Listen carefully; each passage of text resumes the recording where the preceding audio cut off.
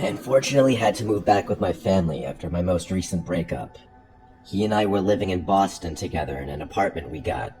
Just a little word of advice: never sign a lease with someone who you recently got into a relationship with. He was not the person I thought he was.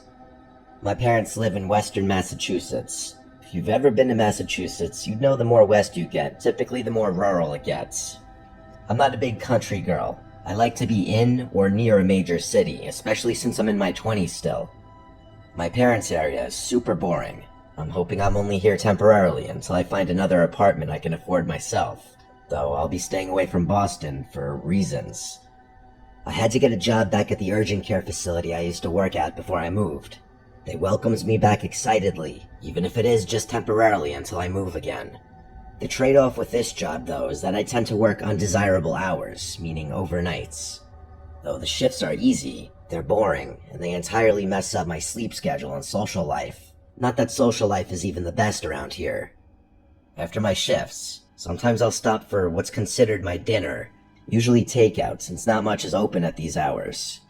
Though this morning, I got out at 4 a.m., and there's a bagel place that opens at that time, and they serve a lot of types of food. So I stopped by there and grabbed a chicken sandwich and a salad. I was gonna eat it once I got home. I also had to make a pit stop for gas as well. I stopped at the local Shell station, one of the few gas stations open at this hour that was on the way home. The parking lot for this station is huge, and yet I hardly ever see any other cars in there, even during the day. I went inside to pay cash to save a little money. I went back outside to the pump, and there was now another car at one of the other pumps. It was a blue sedan. A guy got out of the car as I was walking over to the pump I was at. As I began fueling, I noticed him start to fuel up as well.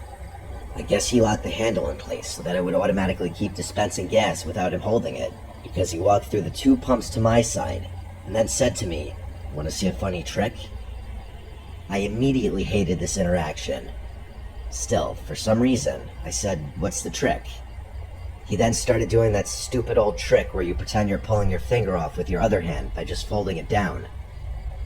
He kept looking down at his hands and then back at me with this kind of sarcastic-looking expression, as if he knew what he was doing was stupid, but honestly, I couldn't tell. I fake laughed so that he'd go away, but he didn't stop. He kept doing the trick even after I looked away and tried my best to pretend not to notice anymore. When I felt the click of the gas nozzle indicating that the tank was full, I was so relieved. I quickly relatched the nozzle to the pump and hurried inside for my change. When I came back outside, the man wasn't in sight anymore, yet his car was still there, and the hose was still pumping gas into his car. I didn't want to stick around to catch his attention again. I got back in my car, though just out of paranoia, I checked the back seats just to make sure he wasn't hiding back there. I locked the doors, and then I was back on the road. I was home in about 5 minutes after that. I was so excited to eat my 4:30 a.m. dinner. I picked up the spare from my parents' hiding spot, unlocked the door, and then quickly hid it back in its hiding spot. I locked the door once I entered, as I always do. I went straight to the kitchen to eat. I make sure to be quiet when I get home late so as not to wake up my parents. We only have 2 cars in the family, so I share my mom's car. I didn't need a car in Boston anyway, but since I moved back, I had just been using the hidden spare key they would hide in the front to let myself in. As I was at the table eating, I heard the front door being unlocked and then opening and closing. I stopped chewing and froze to listen. With a mouth full of food, I said, "Mom? Dad?" No answer. I didn't hear any footsteps or anything. I hurried out of the kitchen to take a peek in the foyer.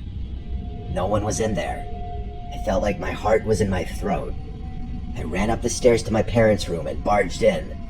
I was horrified to see both my parents in bed, and they were both awoken to my very forceful opening of the door. I said very quietly, but in a clear panic, that someone just came inside the house. My dad jumped out of bed and hurried downstairs. I cautiously followed behind him. He turned on all the lights of every room we passed, then he went out front to check for the spare key, and it was missing. My mom and I were absolutely horrified, yet my mom still found the time to lecture me for not checking my surroundings before re-hiding the key. My dad began searching every room in the house, and we followed. When he was done checking my older brother's room, He left to continue searching and left the lights on in here. I stayed behind in this room and decided to check a couple of the spots that I felt my dad had missed, because I know internally I didn't expect to find anyone. I checked under the bed, and then I checked the closets. Nothing. So I went downstairs to the main floor. It seemed my dad was already checking the basement. I was honestly horrified to go into the basement right now, even with my dad down there. So I stayed on the middle floor with my mom. But curiosity still got me, and I went to the dining room, which is adjacent to the foyer by the front door. I got down on my knees and looked under the table, and there he was. It truly did not feel real.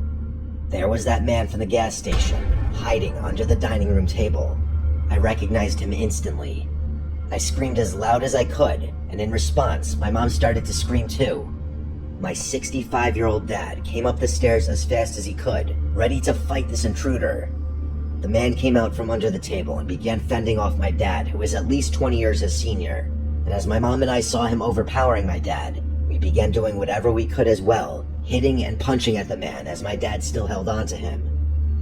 It was when all three of us were attacking him that he finally decided to retreat and fled through the front door. This was when we called the cops, and thank God for a quick response time. However, that man still had the key to the front door. That night, the police left a police car parked in our driveway to deter that man from coming back. My dad wedged a chair in front of the front door as well and slept in the living room. The next day, he switched out the lock to the front door, and with that, my parents' days of hiding a key outside were over. I do feel guilty for bringing that dangerous man to my parents' house, and it was definitely on me for being careless. But honestly, I think that man followed me with his headlights off, because I didn't see any cars behind me the entire ride home. I'm happy for my and my family's safety though. However, this just made me want to move out of here even more.